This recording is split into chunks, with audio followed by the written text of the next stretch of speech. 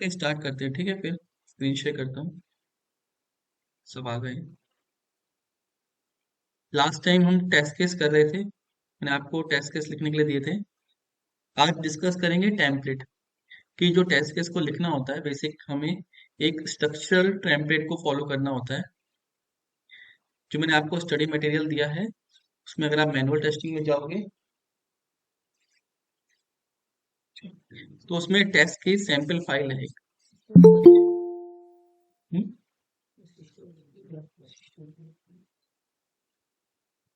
ठीक है। ये टेस्ट केस टेम्पलेट फाइल है। अब इसमें जो आपको समझना है वो है कॉलम्स के नेम।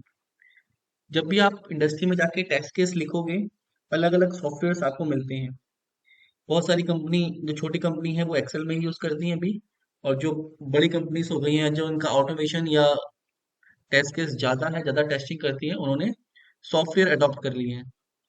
कुछ सॉफ्टवेयर जैसे जीरा हो गया, बगजिला हो गया, सेंट्रल अजाइल रैली हो गया, ये बहुत सारी कंपनी के इन हाउस टूल्स होते हैं जिन पे वो टेस्ट केस लिखती हैं। टेस्ट केस लिखने का तरीका सेम होता है, लेकिन आप उसको किस सॉफ्टवेयर में कर रहे हैं वो अलग हो जाता है। फॉर एग्जाम्पल, अगर कोई मेल मुझे ईमेल का भेजना है, दो तीन ऑप्शन है। याहू के थ्रू भेजूं या मैं जीमेल की आईडी से भेजूं। तो जीमेल की आईडी से मैं भेजूंगा तो मुझे गूगल का जीमेल लॉगिन करना पड़ेगा। तो बेसिकली इस तरीके से होता है। तो इसका इंटरफेस अलग है। मुझे आउटलुक का भेजना है तो आउटलुक का इंटरफेस अलग है। अगर मैं आउटलुक का भेजना है तो आउटलुक के ईमेल सिस्टम्स अलग है। क्लियर है। लेकिन जो मेल लिखने का तरीका है वो बिल्कुल सब में सेम है। कि टू में क्या आएगा, सीसी में क्या आएगा, बीसीसी क्या होता है, रिप्लाई ऑल करना क्या होता है, फॉरवर्ड करना क्या होता है मेल को। क्लियर।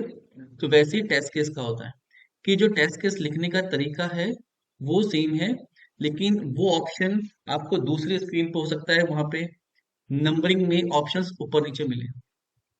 क्लियर है।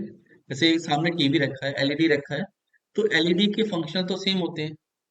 अगर मैं वीयू का रखा है अभी यहाँ पे और दूसरे उसमें एंड्रॉइड का रखा है, तो उसमें हो सकता है बटन साइड में हो, उसमें पावर का बटन नीचे हो, कुछ फंक्शन, लेकिन जो ओवरऑल करने का तरीका, हैंडल करने का तरीका सेम होता है।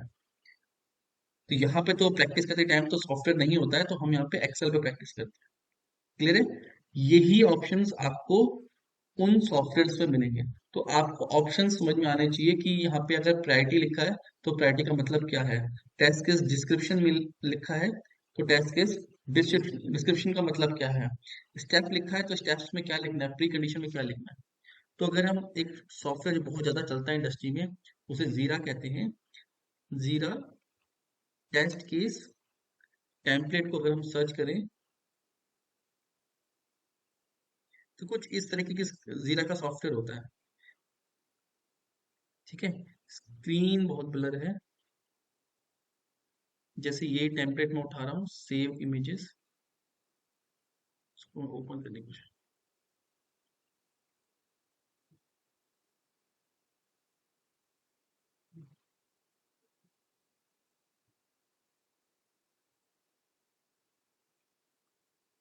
कहाँ गया ये फोल्डर। ठीक है, ये है। ये स्क्रीन दिख रही है।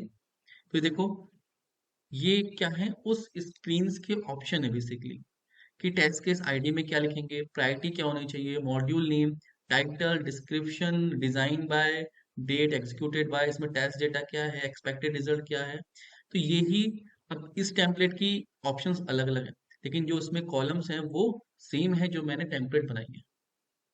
क्लियर है। बहुत सारी कंपनीज में क्या होता है कि टेम्पलेट हम एक्सेल में बना के जीरा में इंपोर्ट कर देते हैं, कॉलम वही होते हैं मैच करा के। तो आप कोई भी टूल यूज करेंगे अपनी कंपनी में, जिसमें भी आप जाएंगे, उसमें आपको वो उसका एक्सेस देंगे। तो जीरा कुछ इस तरीके से स्क्रीन दिखती है। इसको ही मैं सेव करूँ अगर ये हो जाए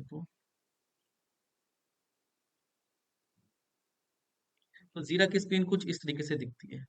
ठीक है। टेस्ट केस का नाम, टाइप क्या होगा, प्रायोरिटी क्या होगी, वर्जनिंग क्या है।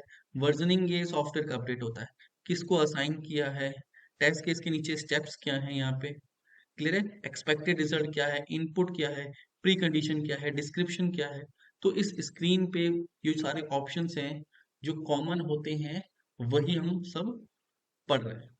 क्लियर? इस टूल में नहीं पढ़ रहे हैं लेकिन एक्सेल शीट में पढ़ रहे हैं, क्योंकि हो सकता है आपको ये टूल मिले, हो सकता है आपको दूसरा कोई टूल मिले। तो बेसिकली टेस्ट केस लिखने के टूल हैं और एक डिफेक्ट ट्रैकिंग और बग ट्रैकिंग के टूल हैं। तो बग ट्रैकिंग के जो टूल्स आते हैं बहुत सारे आते हैं।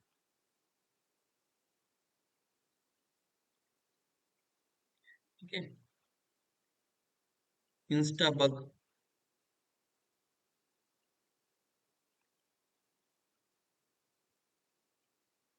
तो इंडस्ट्री में जो यूज होते हैं अलग अलग होते हैं।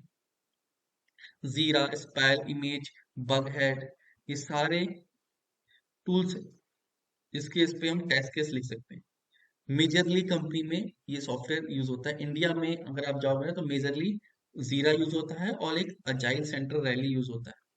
जो मैंने यूज किया है 4 सालों में, वो ये दो सॉफ्टवेयर। ठीक है। एक रैली का सॉफ्टवेयर आता है। ठीक है। डेटा ड्रिवन, बेसिकली ये एजाइल सॉफ्टवेयर, जो हम एजाइल पे काम करते हैं ना, प्रोजेक्ट मैनेजमेंट टूल आते हैं ये। इसमें ये सारी यूजर स्टोरीज आती हैं, ये सारे काम आता है और उसी में हम टेस्ट केस लिखते हैं। कुछ अगर मैं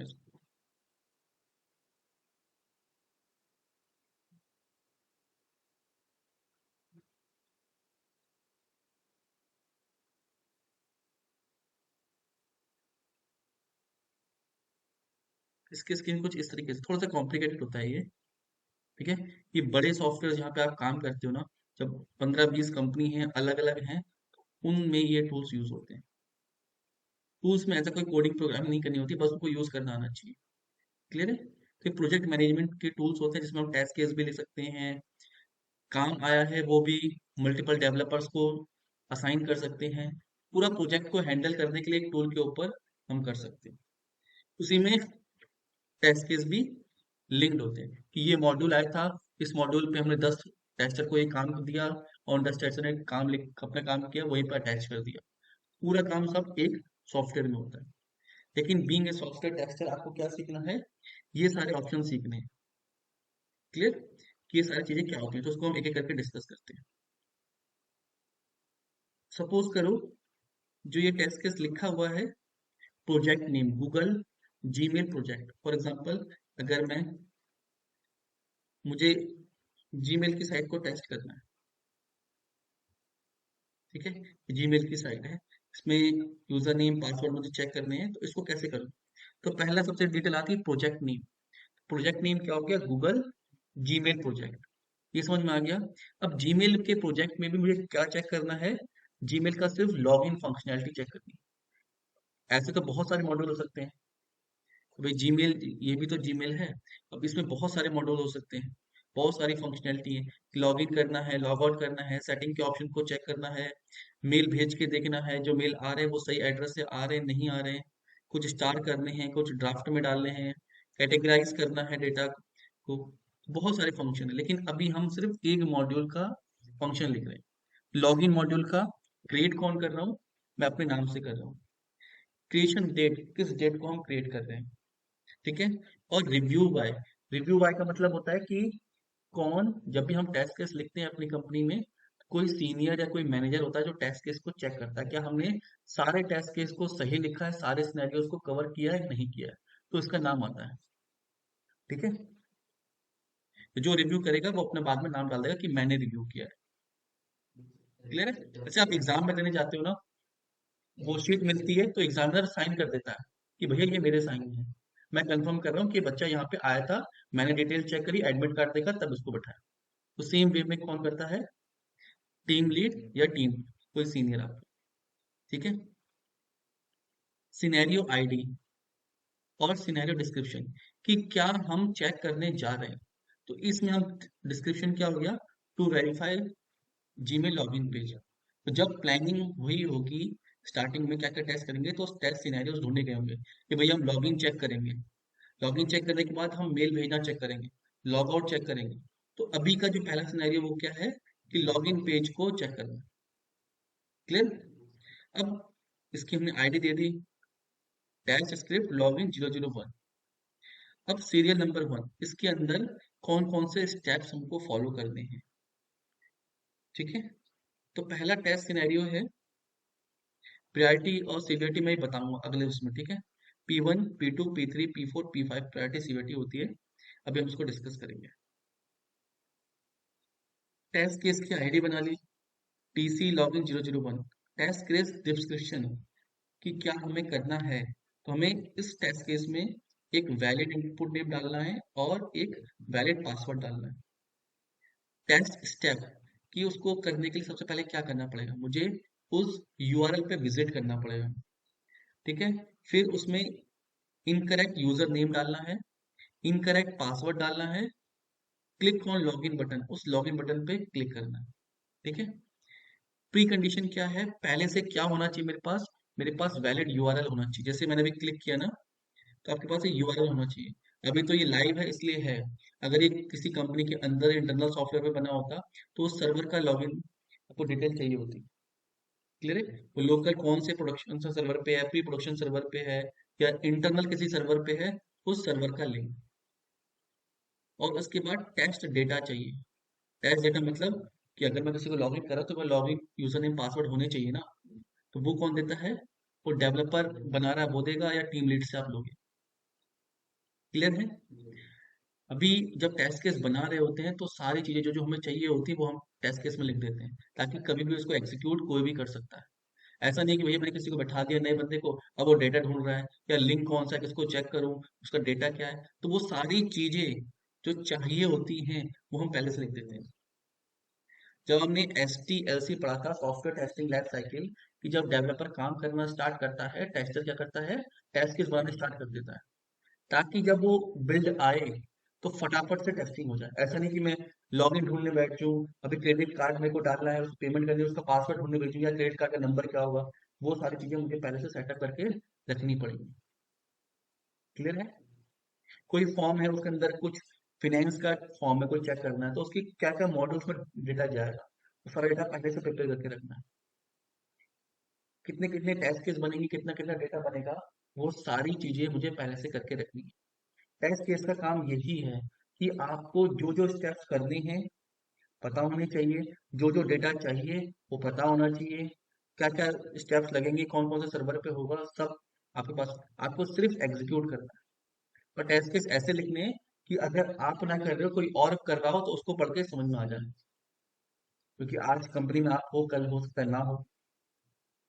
तो आपने टेस्ट केस लिखे बिल्कुल करेक्ट स्पेलिंग में, बिल्कुल ऐसे कि पढ़ने के बाद सिर्फ एक ही मीनिंग निकले, एम्बिगुइटी नहीं हो उसमें, फिर दो मीनिंग ना निकल रहा हो। क्लियर है, तो टेस्ट स्टेप्स में क्या करते हैं, एक एक स्टेप्स इसको ऐसे लिखते हैं कि कोई नो वाइस भी, मतलब जिसको पता भी नहीं है टेस्टिंग, वो भी कर सके। क्योंकि जब टेस्टिंग करने बैठते हैं ना, अगर रिग्रेशन हो रही होती है हमारी कम, उसमें प्रोजेक्ट में क्या था कि वहाँ पे डेवलपर्स भी, क्योंकि उस टाइम जब रिग्रेशन होती थी बहुत लोगों का कोड आता था एक साथ, तो एक महीने पूरी रिग्रेशन चलती थी, सारे टेस्ट केस को मैनुअली एग्जीक्यूट किया जाता था, क्योंकि प्रोडक्ट बहुत क्रूशियल था वो। तो उसमें डेवलपर से बैठ के टेस्टिंग करते थे, टेस्ट केस को एग्जीक्यूट करते थे। क्लियर, तो उसमें टेस्टर्स ने ऐसे स्टेप्स लिखे होते थे ताकि डेवलपर भी उसको कर पाए।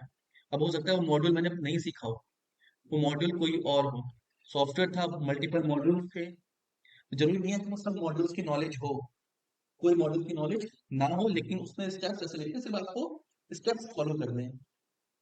ये चीज क्लियर हो गई, तो स्टेप्स ऐसे लिखने हैं जो रीडेबल हो बिल्कुल, और एक एक उसका मीनिंग जस्टिफाई करता हो। हम्म,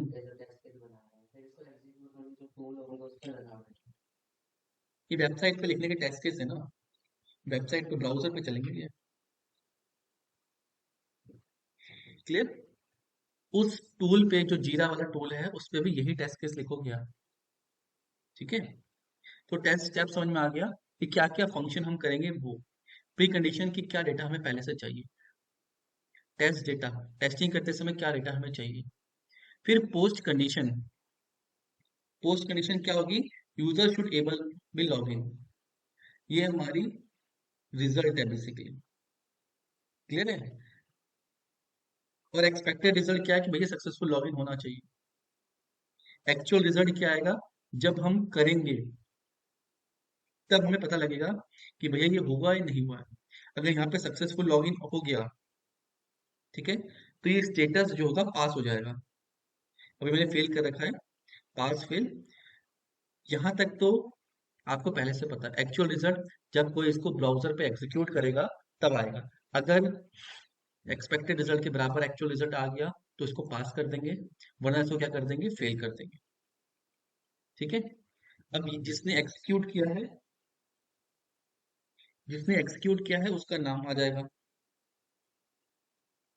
हेलो कोई, गुड, मैं रिकॉर्ड कर लूंगा फिर। ओके, ठीक है। ठीक है। अब जो भी इसको एग्जीक्यूट करते जाएगा ना, वो इसको अपडेट करते जा रहा है। यहाँ पे तो अभी एक है, सॉफ्टवेयर में करता है, लिस्ट बनी होती है, हिस्ट्री बनी होती है कि पहले किसने एग्जीक्यूट किए थे टेस्ट केस, फिर किसने किए, फिर किसने किए। क्लियर है। और डेट आती है कि कब एग्जीक्यूट हुआ, ताकि उन्हें पता लगे यार लास्ट टाइम ये टेस्ट केस कब चले थे। अगर इस टेस्ट केस में कोई डिफेक्ट आ गया तो उसको हम यहाँ पे लिखेंगे, उसकी आईडी, डिफेक्ट को लॉक करेंगे। मैं बताऊंगा डिफेक्ट को लॉक कैसे किया जाता है। और डिफेक्ट को लॉक करने के बाद उसकी आईडी यहाँ पे लिख देंगे। जैसे डिफेक्ट है, डिफेक्ट आ गया, डिफेक्ट की आईडी हो गई। क्लियर है। तो उसकी आईडी यहाँ पे डाल देंगे ताकि हम उसको ट्रैक कर पाए। ठीक है भैया, कौन सा डिफेक्ट था। यहाँ पे कोई कमेंट, कमेंट का मतलब होता है कि कुछ हिंट मिल जाए, कुछ ऐसा जहाँ पे कॉम्प्लिकेटेड है, कुछ कंफ्यूजिंग है, तो आप यहाँ पे लिख सकते हो। डिफेक्ट का भी कुछ नहीं, डिफेक्ट के बारे में नहीं, डिफेक्ट के बारे में तो अलग से टेबल बनी होगी जहाँ पे डिफेक्ट आएंगे। हाँ, हाँ, कुछ भी मतलब अगर आपको टेस्ट केस में चलने में कुछ ऐसा, हाँ, यहाँ पे लिख सकते हैं कि यहाँ पे क्या नहीं चल रहा है। ठीक है, उससे पता लग जाएगा क्या हुआ, कहाँ पे इशू आ रहा है। क्लियर है। ये समझ में आया। अब जैसे ये टेस्ट केस बना था ऐसे ही बनाए हैं। जितने सारे टेस्ट केस बनते हैं, जैसे मैंने आपको बताया था कि मोबाइल की टेस्ट या कोई पेन की टेस्टिंग करनी, तो उसके जितने भी टेस्ट केस थे वो यहाँ पे ऐसे स्टेप्स में बनते हैं। तो आपको ये पता होना चाहिए टेस्ट केस डिस्क्रिप्शन क्या है। आप इंटरव्यू में बैठोगे, वो पूछेगा आपने टेस्ट केस कैसे लिखे, तो बताना कि ये सिनेरियो था, कि ये सिनेरियो है और इसमें हम ये चीजें फिल करते हैं। पूछेगा आपने क्या सीखा, टेस्ट केस कैसे बनाते हो, तो कहना कि ऐसे कोई बॉटल के टेस्ट केस लिखो, तो फॉर एग्जाम्पल 2 या 3 टेस्ट केस बने इसके, कि वेट इसका होना चाहिए, कलर इसका ये होना चाहिए, तो वो आपको ऐसे डिस्क्रिप्शन में बताना है कि ये इसका टेस्ट डेटा होगा, ये होगा, वो होगा। क्लियर। ये समझ में आ रहा है सबको, इसमें कोई डाउट है।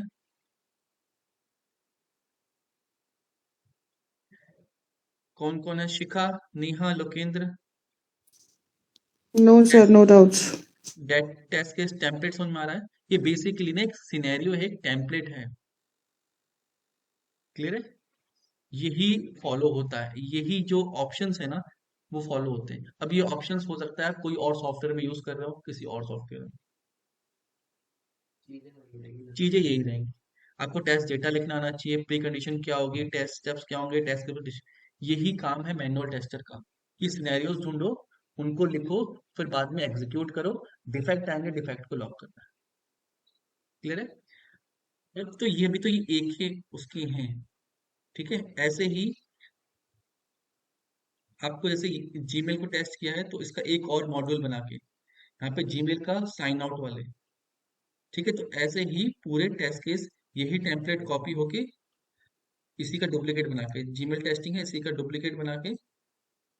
ठीक है। तो यहाँ पे क्या आ गया, साइन इन का था, हमने यहाँ पे किसका कर लिया, साइन आउट का कर लिया।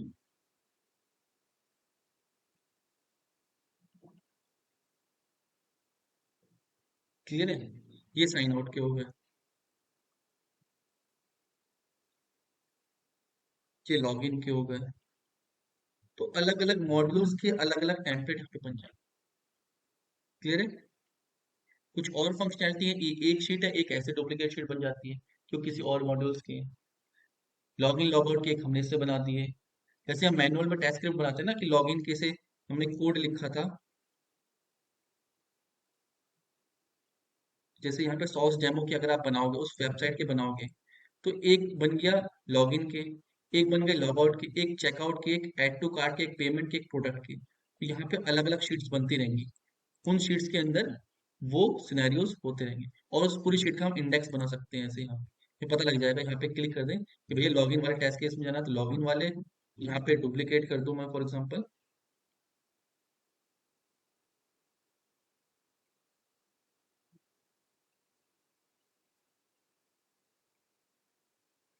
ये मान लो जीमेल, ये साइन आउट का हो गया, ठीक है, या ऐड टू कार्ट का हो गया। एग्जाम्पल समझो, क्लियर है।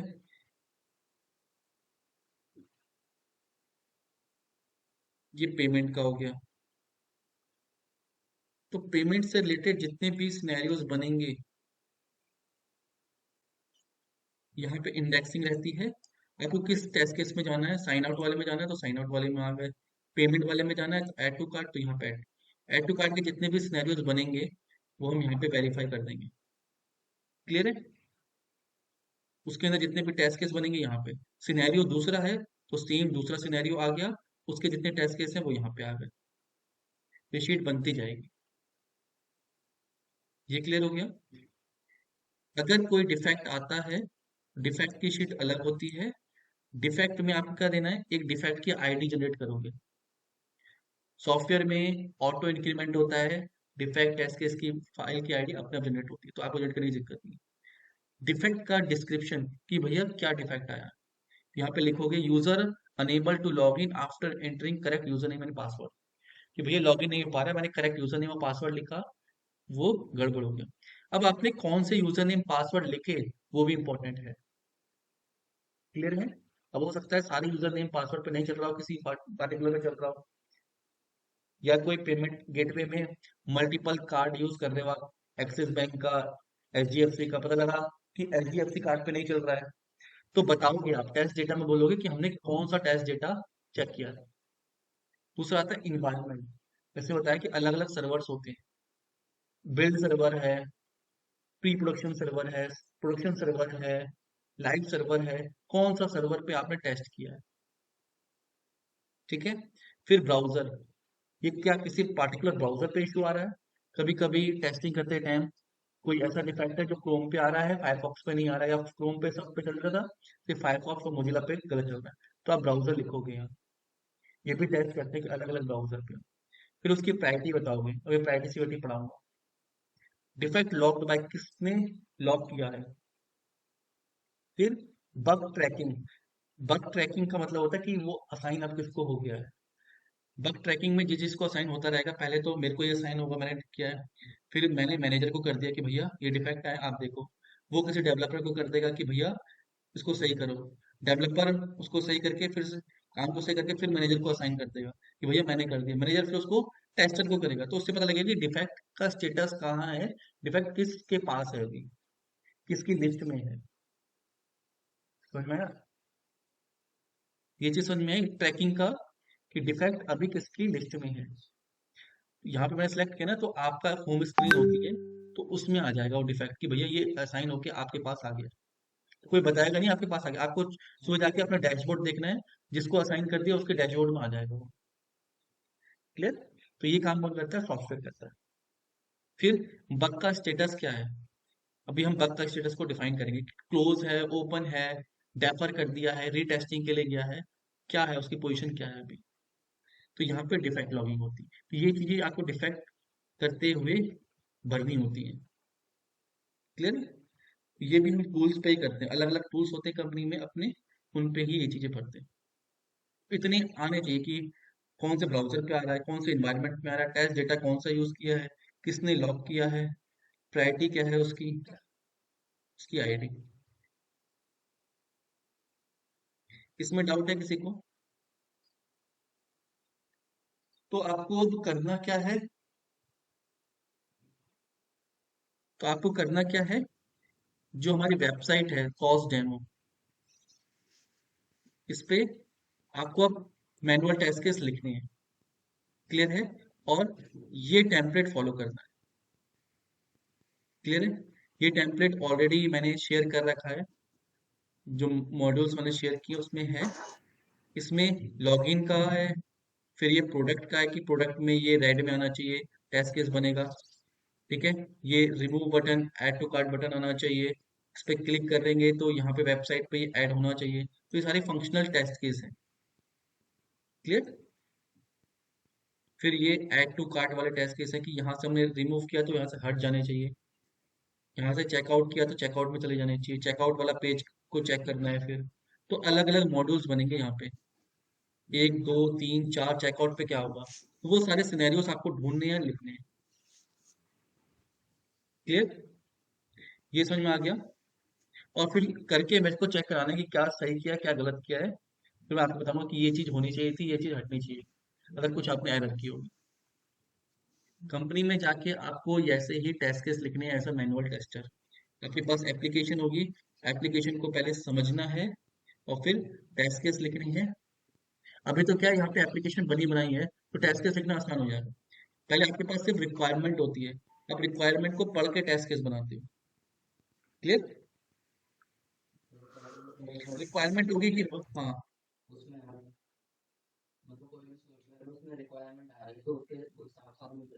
हाँ आप सोच के बनाओगे कि भैया एक फॉर्म पेज बनने वाला है उसमें, एक मान लो इसमें फीडबैक पेज बनने वाला है, अभी नहीं है इसमें, फीडबैक पेज बनने वाला है, क्लाइंट ने कहा भैया से फीडबैक पेज बनाओ, यहाँ पे फीडबैक पेज आना चाहिए। तो एक टेस्ट केस फीडबैक के लिखोगे, फीडबैक मॉड्यूल बन गया कि भैया फीडबैक इसके नीचे आना चाहिए, तो एक टेक्स्ट होगा कि यहाँ पे दिखना चाहिए, उस पर क्लिक करें तो फीडबैक पेज ओपन होना चाहिए। फीडबैक पेज में 10 एलिमेंट है, 5 एलिमेंट है, वो वहाँ पे दिखने चाहिए 5 एलिमेंट, उस पर हम डेटा लिखें तो सबमिट होना चाहिए। क्लियर। सबमिट होने के बाद डेटा डेटाबेस में गया, वहां पे भी चेक होना चाहिए। तो ये 5-6 टेस्ट केस बन जाएंगे इसके फीडबैक फॉर्म के। तो शुरू में तो आपको नहीं पता है कि भैया फीडबैक फॉर्म आएगा, तो आपको अपने यहाँ पे सोच के लिखना है कि भैया रिक्वायरमेंट में बोला इसके नीचे टेस्ट केस लिखना है टू वेरीफाई कि यहाँ पे होगा। क्लियर। कोई ऑनलाइन कुछ सर ये पूछना चाह रहा है? एनवायरनमेंट का कौन सा होता है जो हम इन्वायरमेंट का मतलब एनवायरनमेंट होता है, जिससे हम देखो, चेक कर रहे हैं वेबसाइट हाँ, पे? इन्वायरमेंट का मतलब होता है, जैसे अभी मैं अभी कोड कर रहा हूँ जैसे ये, तो ये कहाँ पे है कोड, मेरे लोकल मशीन पे है। फॉर एग्जाम्पल मैं सॉस डेमो का सॉफ्टवेयर बना रहा हूँ। ठीक है, ये सॉफ्टवेयर मैंने बनाया है सोचो, और मैं इसको बना रहा हूँ, उसमें कुछ चेंजेस कर रहा हूँ। तो पहले तो मैं अपने लोकल मशीन पे करूंगा। ठीक है, अब लोकल मशीन पे कोड है, आपको कैसे दिखेगा, नहीं दिखेगा ना। तो मुझे ये सर्वर पे डालना पड़ता है। कंपनी क्या करती है, अपने लोकल सर्वर लेती है। ठीक है, कंपनी के अंदर लोकल सर्वर हम्म, होते हैं, उन पे वो कोड को चेक इन कर देते हैं, वर्जनिंग टूल्स आते हैं, गिट आता है। ठीक है, उसकी, हाँ, तो उसकी हेल्प से कोड को लाइव यहाँ पे पब्लिश कर दिया जाता है, और उस सर्वर का आपको एड्रेस दे दिया जाता है कि भैया ये लाइव सर्वर है हमारा, 1-2 लोकल सर्वर्स हैं हमारे, ये हमारी कंपनी के अंदर ही चलते हैं, इसको हमने वेबसाइट अपलोड कर दिया, आप चेक कर लो। तो वहाँ पे 2-3 सर्वर, 3-4 सर्वर होते हैं। एक तो होता है कि हमारी टीम का इंडिविजुअल सर्वर है, फिर एक सर्वर ऐसा है जहाँ पे मल्टीपल लोगों ने काम किया है, उस पर वेबसाइट क्लब होके जा रही है। फिर स्टेजिंग सर्वर आते हैं कि भैया सारा कोड चेक होके वहां तक पहुंच गया है।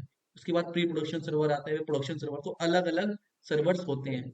हम कोड को ऐसा नहीं कि लोकल से सीधे लाइव में भेज दें चेक करके। ठीक है, हमने एक मॉड्यूल चेक किया उसी को लाइव में मर्ज कर दें, तो ऐसा नहीं होता हम्म, है। तो उसके स्टेप्स होते हैं। क्लियर। लोकल सर्वर, कंपनी के अपने जो टीम के सर्वर, फिर स्टेजिंग सर्वर, फिर प्री प्रोडक्शन सर्वर, फिर जाके वो प्रोडक्शन पे जाता है। तो अलग अलग स्टेप्स पे अलग अलग तरह की टेस्टिंग होके, पहले आप टेस्ट कर रहे हो, ठीक है, फिर जो प्रोडक्ट ओनर है वो टेस्ट करेगा, तो आपको यूएटी देगा कि भैया हाँ ये पास है। फिर आप उसको मर्ज करोगे स्टेजिंग सर्वर पे, स्टेजिंग सर्वर पे भी चेक होगा कि भैया वो लाइव डेटा में कैसे काम कर रहा है, वो लाइव डेटा का कॉपी होता है स्टेजिंग सर्वर। फिर प्री प्रोडक्शन सर्वर, कि भैया मेजर सर्वर पे पहुंचने से पहले उसको पहले वहां रखेंगे, कुछ लोग उसको यूज करेंगे, फिर लास्ट में उसको लाइव में भेजेंगे। ये क्लियर हुआ। Okay sir. क्योंकि कोई यस भी सर। नई चीज बना रहे हैं ना, वो हम सोच के बना रहे हैं वो कैसे बिहेव करेगी लाइव में, उसको धीरे धीरे किया जाता है। क्लियर। अलग अलग सर्वर्स होते हैं, उस पर किया जाता है। Okay sir. तो किस सर्वर पे डिफेक्ट आया है वो हम्म, जरूरी है।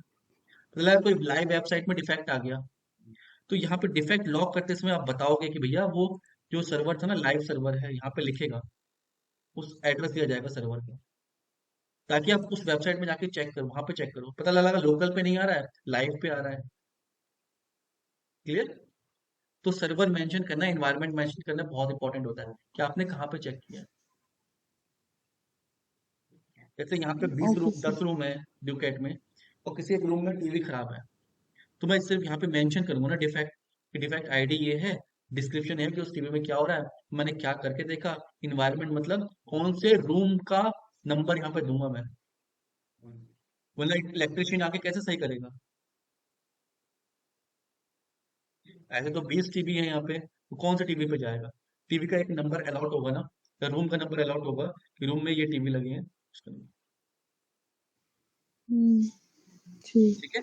ठीक है सर। हम्म। ब्राउजर्स का मतलब होता है कि मल्टीपल ब्राउजर होते हैं, कोड क्रोम पे भी चेक होता है, फायरफॉक्स पे भी चेक होता है, मल्टीपल चीजों पे चेक होता है। कौन अगर कभी कभी ऐसे इश्यूज होते हैं यूजेबिलिटी के, कि वो आपके इस वेबसाइट पे, अगर हम यही वेबसाइट है ना, इसको हम यहाँ खोलेंगे थोड़ा सा अलग दिखती है, एज का जो लेआउट होता है वहां पे अलग दिखती है। अलग का मतलब दिखेगी ऐसे ही, थोड़ा सा इंटरफेस अलग रहता है। क्लियर? मोजिला पे थोड़ा सा अलग रहता है।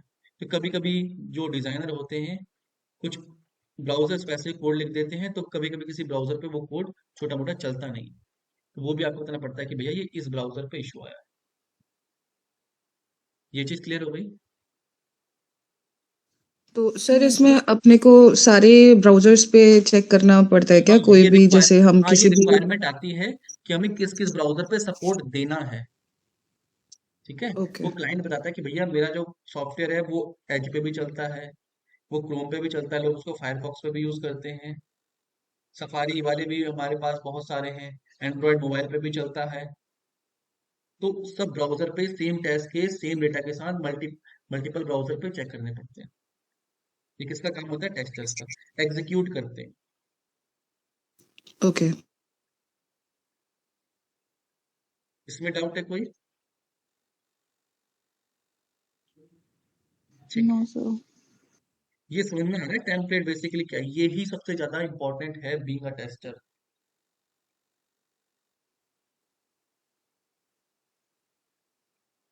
ये सर हर कंपनी का अपना होता है या अपने अकॉर्डिंग बना सकते हैं? नहीं नहीं, हर कंपनी का ना पहले से डॉक्यूमेंट बना होता है। ठीक है। हो सकता है कि मैंने जो यस सर। 1 2 3 4 5 6 7 8 9 10 11 12 13 14 15 कॉलम लिए हैं, उस कंपनी में कोई एक कॉलम ना होता हो। ठीक है। वो दो कॉलम को मर्ज करके कुछ लिखते हो। मेजर स्टेप्स यही रहते हैं। अब जैसे मोबाइल लेते हो, मोबाइल की स्क्रीन पे कभी कभी स्क्रीन पे बटन आते हैं, एंड्रॉइड की स्क्रीन होती है ना, नीचे बटन है, कभी नहीं है, कोई फ्लिप वाला है, तो हो सकता है थोड़ा बहुत फर्क हो, लेकिन मेजरली यही होता है। अगर आपको एक मोबाइल एंड्रॉइड चलाना आता है तो दूसरा मोबाइल आप चला लोगे। उसकी ट्रेनिंग मिलती है जब आप कंपनी में जाएंगे ना, तो स्टार्टिंग में आपको ट्रेनिंग दी जाती है, इन हाउस टूल्स जो है उनको सिखाया जाता है कि हम इसको कैसे यूज करते हैं, क्या है। जैसे मैं अपने घर पे खाना बनाऊंगा, सेम वही प्रोडक्ट है जो मार्केट से ला रहा हूँ मैं, आप भी अपने घर पे खाना बनाओगे, सेम प्रोडक्ट है, मार्केट से लाओगे, लेकिन कुछ चीज आप ज्यादा डालते होगे, कुछ चीज कम डालते होगे, तरीका अलग है, स्टेप्स वही है करने के। सब्जी बनानी है, कुछ भी बनाना है, तरीका आपका अलग हो सकता है।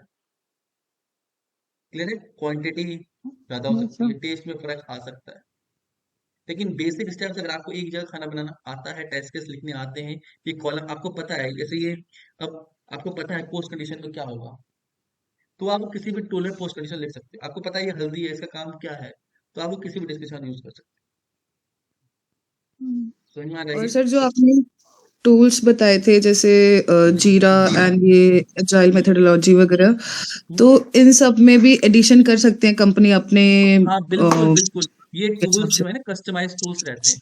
अगर आप ओके। एक जीरा को ही यूज करोगे ना, और मल्टीपल कंपनीज में मल्टीपल तरीके से जीरा, एक सेम टूल ही मल्टीपल तरीके से यूज होता है।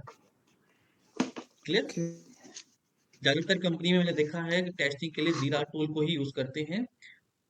जीरा के भी जो स्क्रीन होती है, वो प्रोजेक्ट के हिसाब से कस्टमाइज हो सकती है। ओके। सेम रहेगी, लेकिन ऑप्शंस हो सकता है एक दो चेंज हो जाए। जैसे मैंने कोई कार ली, मैंने भी बलेनो ले ली, आपने भी ले ली, मैं उसको अपनी तरीके से कस्टमाइज करा रहा हूँ, आप अपनी तरीके से करा रहे हो। क्लियर। उसका इंटीरियर मैंने हम्म। कुछ चेंज करा दिया, आप भी चेंज कर, आपकी रिक्वायरमेंट अलग थी, मेरी अलग थी। ठीक है। तो सेम सॉफ्टवेयर भी एक ही कंपनी में अलग अलग प्रोजेक्ट में अलग अलग तरीके से कस्टमाइज हो सकता है as per the project requirement. Clear है। एक एक शर्ट है ना, आपने भी एक दुकान से कपड़ा लाया है, आपने भी सिलवाई, सेम टेलर से सिलवाई, मैंने भी सिलाई, मैंने अपनी फिटिंग दे दी, आपने अपनी फिटिंग दे दी। समझ रहे हो। मैंने कह दिया भैया हाफ चाहिए, आपने कहा नहीं मेरे को तो फुल चाहिए, फुल चाहिए, मैंने कहा मेरे को तो समर के लिए चाहिए, आपने कहा यार मेरे को तो विंटर में पहनना है। तो सेम प्रोडक्ट को, सेम चीज को हम अपने रिक्वायरमेंट के हिसाब से कस्टमाइज करते हैं। तो ये जो टूल है ये किसी पार्टिकुलर थर्ड पार्टी कंपनी का है ये, तो वो आपको अलाउ करती है इसको कस्टमाइज करना। क्लियर। जब बैक एंड पे बहुत सारे सेटअप्स होते हैं, एडमिन सेटअप करके आपको दे देता है, ये लॉगिन आपका ये पासवर्ड है, या प्रोजेक्ट मैनेजर उसको हैंडल करता है कि हमें ये कॉलम चाहिए, तो वहां से हटा सकते हैं, वहां से दिखा सकते हैं। क्लियर। तो अगर सेम प्रोडक्ट भी यूज हो रहा है, सेम कंपनी में यूज होता है, तीन चार अलग मैनेजर हैं, अलग अलग प्रोजेक्ट्स हैं, तो हो सकता है हर प्रोजेक्ट में अलग तरीके से यूज हो रहा हो। कंपनी तो छोड़ दो, सेम ही उसमें हो सकता है सेम मैनेजर चार प्रोडक्ट को डील कर रहा है, तो चार प्रोडक्ट के लिए अलग अलग कस्टमाइज कर रखा है as per the project require. Okay. Clear है। तो यस सर। हमें कभी भी प्रोडक्ट स्पेसिफिक या प्रोजेक्ट स्पेसिफिक या टूल स्पेसिफिक नहीं बना, हमें जेनरिक चीजें आनी चाहिए, कि हमें सारे जो कॉलम्स यूज होते हैं ना उसके बारे में पता होना चाहिए। कुछ एक आध नए हैं तो कंपनी इंट्रोड्यूस करा देती है आपको, या कुछ हट गए हैं तो कोई फर्क नहीं पड़ता। क्लियर है। कल एक मैनुअल टेस्टर थी, वो पूछ रही थी sir expected post condition expected condition एक जैसी दिख रही है, कि बाद में क्या होना है। कहीं कहीं कंपनी में दो दो होती है कि ये एक्सपेक्टेड रिजल्ट सक्सेसफुल लॉगिन होना चाहिए था। ठीक है। जैसे यहाँ पे incorrect password message should be displayed on the screen, या अनसक्सेसफुल लॉगिन, कभी वो इसी को लेते हैं कि यही पोस्ट कंडीशन है, कि लॉगिन ही अनसक्सेसफुल हुआ, पोस्ट कंडीशन ही सेम ही है, यहीं से पता लग जाएगा कि एक्चुअल कंडीशन नहीं आ रही है, यही फेल कर दो, तो इसकी जरूरत नहीं है हमें। हमारे प्रोजेक्ट में ऐसा नहीं होता कि दो दो अलग चीज आए, तो हम एक ही कॉलम के साथ आगे बढ़ सकते हैं। क्लियर है। हमारी एप्लीकेशन में टेस्ट डेटा यूज नहीं होता, सेम फंक्शनल टेस्ट केस है, क्लिक करके आगे बढ़ते रहो, हमें नहीं करना है। या हमारे टेस्ट केस डेटा में मल्टीपल टेस्ट डेटा रहता है, तो इसमें और कॉलम इंक्रीज कर सकते हैं। क्या test data one, test data two, test data three, तीन टेस्ट डेटा था। क्लियर है। ये चीज समझ में आई। Yes sir. ठीक है।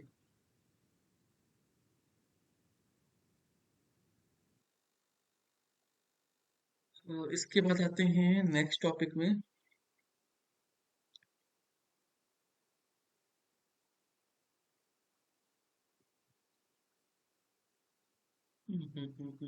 Software testing.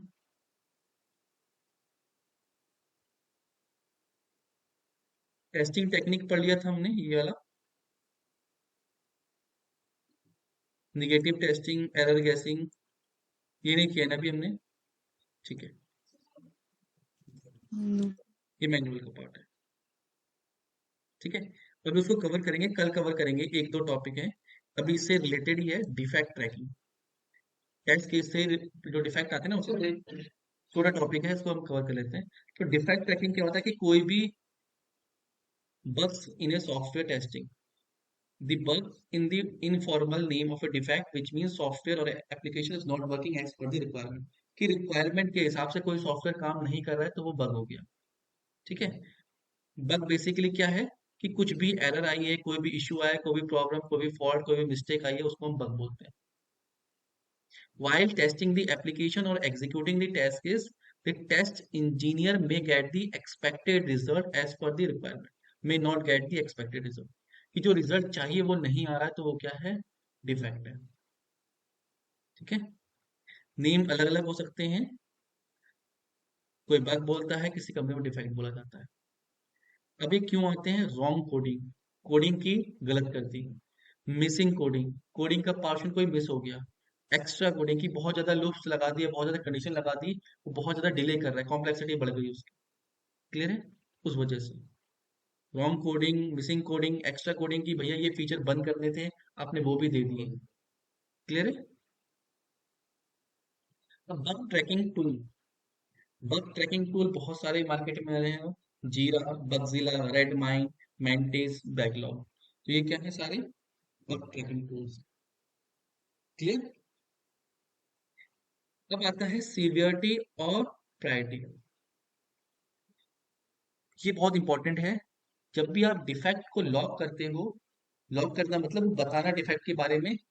किसी किसी कंपनी में जब डिफेक्ट आप लॉक करते हो ना, तो स्क्रीनशॉट भी मांगा जाता है कि आप उसके साथ स्क्रीनशॉट भी अटैच कर दो। तो एक बहुत कॉम्प्लिकेटेड डिफेक्ट है तो उसकी वीडियो भी बना दो, कि 10-12 स्टेप्स करके वो डिफेक्ट आ रहा है तो उसकी वीडियो भी बना दो, तो वो चीज भी एड ऑन हो जाती है। अगर डिफेक्ट आप लॉक करोगे, उसमें आप उस डिफेक्ट को बताते हो कि वो कितना क्रिटिकल है, मेजर है, माइनर है, लो है। S1, S2, S1, S2, S3, S4 देख लेते हैं। ठीक है। बग अगर आया है तो उसकी सीवियरिटी और प्रायोरिटी कितनी है। अगर आपने अभी जीमेल की वेबसाइट चलाई और वो क्रैश कर गई वहीं पे, ऑन ही नहीं हुई, चांसेस हैं, तो वो क्रिटिकल डिफेक्ट है। कि जहां पे फंक्शनैलिटी क्रैश हो रही है, सी से सी याद रखना, क्रैश हो रही है, फंक्शनैलिटी चल ही नहीं रही है, आप उसको चला ही नहीं पा रहे हो, तो वो क्रिटिकल डिफेक्ट है। आपने बाइक ली, वो स्टार्ट ही नहीं हो रही है, कार ली, वो स्टार्ट ही नहीं हो रही है, वो फंक्शनैलिटी चली नहीं है, तो उस डिफेक्ट को हम क्रिटिकल मानेंगे। अब ये क्यों करना होता है? क्योंकि इसी के हिसाब से उसको रिजॉल्व किया जाता है, कि भैया जो क्रिटिकल है उसको पहले सही करो। ठीक है। क्योंकि 10 क्रिटिकल डिफेक्ट आ गए, दो लो हैं, तो पहले हम क्रिटिकल चीजों को करेंगे, क्योंकि क्रिटिकल चीजों का इम्पैक्ट ज्यादा होता है। हम अपना नुकसान कम चाहते हैं ना, इसलिए तो कर रहे हैं सारी चीजें। तो पहले उसको करेंगे जिससे नुकसान ज्यादा हो रहा है। क्लियर है? ये समझ में आ गया। क्रिटिकल, क्रिटिकल कब होता है? जब फंक्शनैलिटी क्रैश कर जाए। मेजर डिफेक्ट तब आता है जब फंक्शनैलिटी में मेजर इशू आए, कि भैया पूरी वेबसाइट चल रही है, पेमेंट गेटवे में कहीं कहीं एरिया में पेमेंट गेटवे फंस रहा है, प्रॉब्लम आ रही है, तो मेजर डिफेक्ट हो गया। कि भैया ऐसे उसमें यूपीआई पेमेंट चल रही है, कैश चल रहा है, लेकिन क्रेडिट कार्ड से नहीं चल रहा है, तो मेजर इशू हो गया। भैया क्रेडिट कार्ड वाले लोग तो सब ब्लॉक हो गए, तो वो क्या हो गया? मेजर इशू हो गया। माइनर इशू क्या हो गया? कि सारे क्रेडिट कार्ड चल रहे हैं, कुछ ही एक पार्टिकुलर बैंक का 2 साल पुराना क्रेडिट कार्ड नहीं चल रहा, तो माइनर इशू है। बहुत रेयर केस में आएगा कि 25 बैंक हैं, उस बैंक में से एक कोई बैंक है, साउथ इंडियन बैंक है, उसका क्रेडिट कार्ड में 2 साल पुराना क्रेडिट कार्ड जिसके पास है वो एक्सेप्ट नहीं हो रहा, तो वो क्या हो गया? Minor issue. इशू तो है लेकिन माइनर है, उसको बाद में दे सकते हैं, पहले क्रिटिकल। क्रिटिकल क्यों? देखिए भैया क्रेडिट कार्ड ब्लॉक है, तो मेजर क्यों है? क्रिटिकल से कम है, क्रैश नहीं हुआ है, लेकिन एक पार्टिकुलर मेजर चंक ब्लॉक हो गया है। क्लियर। लो, लो डिफेक्ट होते हैं जो यूजिबिलिटी के होते हैं। जो वेबसाइट हम देख रहे हैं उसमें यार ये बटन ना ग्रीन बोला था, ये रेड आ रहा है, इसका साइज थोड़ा सा सही नहीं है, दिख नहीं रहा है सही से, यहाँ पे लाइंस डिवाइड थी, यहाँ पे डिवाइड में ई की जगह आई आ गया है कहीं उसमें, तो लो डिफेक्ट है। क्लियर है? तो ये है सीवियरिटी। सीवियरिटी क्या बताती है? कि उसका इम्पैक्ट कितना ज्यादा है, क्रैश का इम्पैक्ट ज्यादा है, मेजर का कम है। क्लियर है? कभी कभी ऐसा होता है कि स्पेलिंग ही मिस्टेक है, लेकिन उसका इम्पैक्ट बहुत ज्यादा है। जैसे अमेजन वाली वेबसाइट है, उसमें आप अमेजन की वेबसाइट खोलो, अमेजन की जगह उसमें जेड नहीं आए, AMAON आ जाए, या कुछ भी आ जाए, लोगो ही गड़बड़ हो जाए, आप सोचने पड़ जाओगे यार ये अमेजन ही खोला है, क्या खोला है। तो उसका इम्पैक्ट क्रिटिकल पे आ जाए, कि भैया ये बहुत ज्यादा इम्पैक्ट कर रहा है कस्टमर पे, क्योंकि इसमें बिजनेस हैम्पर होगा, तो उसको पहले रिजॉल्व करना है। क्लियर है? तो पहले रिजॉल्व वो क्यों हो रहा है? क्योंकि हमारे टेस्टर ने बोला। तो ये आपकी रिस्पॉन्सिबिलिटी होती है कि बग में प्रायोरिटी आपको सिवियरिटी लगानी पड़ेगी। ठीक है। आपको जज करना। अब ये होता है, दूसरी होती है सीवियरिटी बताती है इम्पैक्ट कितना है, प्रायोरिटी बताती है कि उसको कब रिजॉल्व करना है। एक होता है इमिडिएटली, अगर डिफेक्ट यहाँ पे क्रिटिकल है तो उसको इमिडिएटली रिजॉल्व करना, आज 24 घंटे में वो होना चाहिए। क्लियर है? डेवलपर की छुट्टी नहीं होती, वो घर नहीं आ पाता अगर डिफेक्ट कोई उसके एरिया का फंस गया। फिर हाई, जो क्या है? मेजर डिफेक्ट है, तो भैया 2-3 दिन में इसको सॉल्व करना ही है। फिर आता है मीडियम, जैसे टाइम मिलेगा इसको सॉल्व करेंगे। लो, जैसे ही सारे डिफेक्ट खत्म हो जाएंगे फिर हम लो पे आएंगे। कंपनी में सीवीआरटी, बहुत सारी कंपनी में जहाँ पे मैंने काम किया है, सीवीआरटी नहीं देखी जाती, प्रायोरिटी ही देखी जाती है। P1, P2, P3, P4 test case में भी सेम होता है कि जिस जो टेस्ट के ज्यादा इंपॉर्टेंट हैं, P1 वहां से डिफेक्ट आ सकते हैं, P2, P3, P4 तो वहां पे भी टेस्ट केस में भी सेम चीज को मेंशन करते हैं जो मैंने दिखाया था इसमें। ये चीज क्लियर हुई? इससे ही काम असाइन होता है, पहले कौन सा करना है बाद में कौन सा करना है। तो ये बहुत इंपॉर्टेंट चीज है टेस्टर के लिए। पता लगा लो डिफेक्ट आया उसने P1 करके भेज दिया, तो वो इंपॉर्टेंट चीज जो पहले करनी थी वो रह गई। बिल्कुल। जो मैंने आपको टाइप टेस्ट सिखाया था ना, उसमें मैंने बताया था ना कि इंपॉर्टेंट इंपॉर्टेंट टेस्ट केस चलाने हैं। तो वो कैसे पता लगता है कि इंपॉर्टेंट इंपॉर्टेंट चलाने हैं? वो प्रायोरिटी पे, कि उनकी प्रायोरिटी कितनी ज्यादा है, वो क्या मेजर फंक्शनैलिटी को चेक कर रहे हैं। बिल्कुल। बिल्कुल। वो एप्लीकेशन की अंडरस्टैंडिंग को समझता है कि कौन सी चीज इंपॉर्टेंट है, कौन सी कम इंपॉर्टेंट है, कौन सी थोड़ी सी लेट हम कर सकते हैं। क्योंकि यहाँ पे अगर डिफेक्ट आ गए इसमें और इसमें उसमें डिफेक्ट आ गए तो एप्लीकेशन रुक जाएगा भैया, सर्वर तक नहीं पहुंचेगा।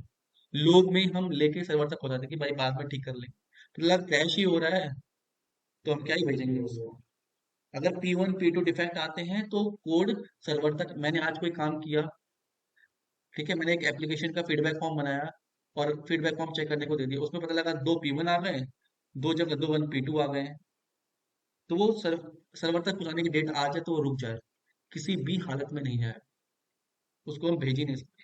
P1 P2 अगर आ गए तो वो जो बिल्ड है वो होल्ड पे चली जाती है। टेस्टर का होता है। टेस्टर कैसे करेगा? डेवलपर करेगा, आप कर लोगे? PHP में वेबसाइट बनी है, कैसे करोगे आप? ठीक करने का काम नहीं है, ठीक करवाने का काम है आपको।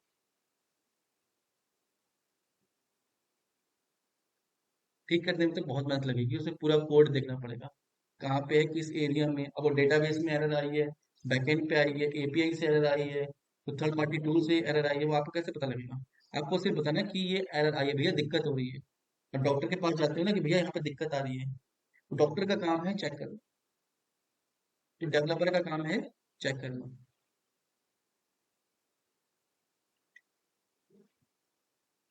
क्लियर है? फिर है डिफेक्ट लाइफ साइकिल। डिफेक्ट की भी जो आप रेस करते हैं उसकी मल्टीपल स्टेजेस से होके जाता है वो।